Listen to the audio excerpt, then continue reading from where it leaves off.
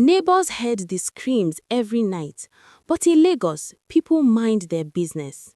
So when God's love stepped out one morning with sunglasses covering a purple eye, she only said 2 words, "I fell," and her husband smiled behind her.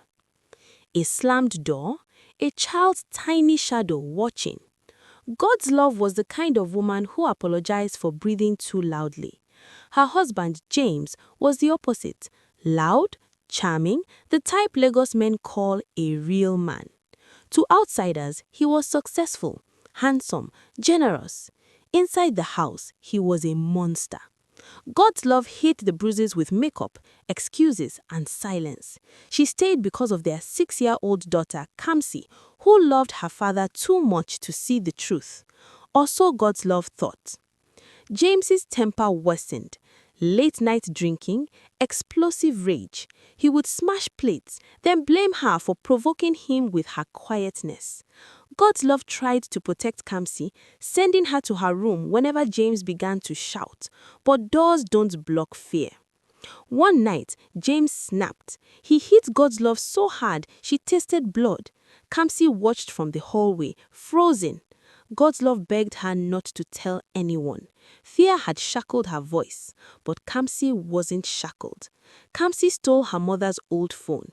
Every night, she placed it behind the living room curtain, recording everything.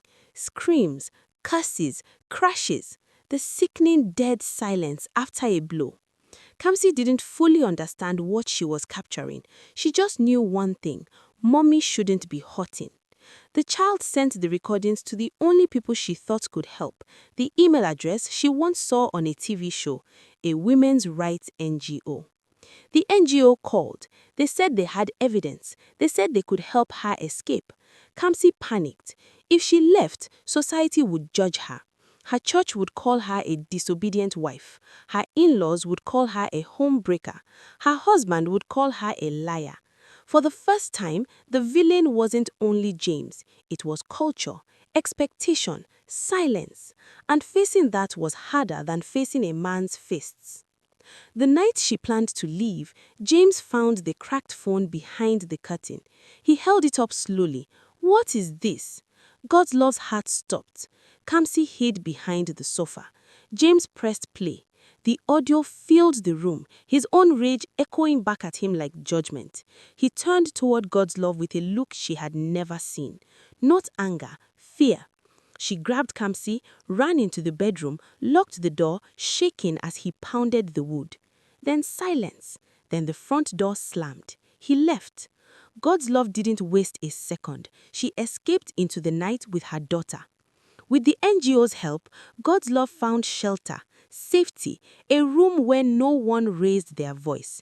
Therapy slowly stitched her confidence back together. She learned to breathe without fear, to sleep without flinching.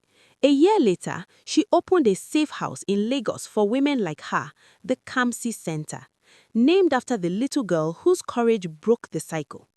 James was later exposed publicly when the recordings went viral. His lies crumbled, his reputation drowned. God's love didn't celebrate his downfall. She celebrated her freedom. Silence protects abusers, not victims. The moral lessons of this is that courage is contagious. Sometimes it starts with a child. You don't have to stay where you are hurting. Culture is not an excuse for violence. Healing begins the moment you choose yourself, and always do.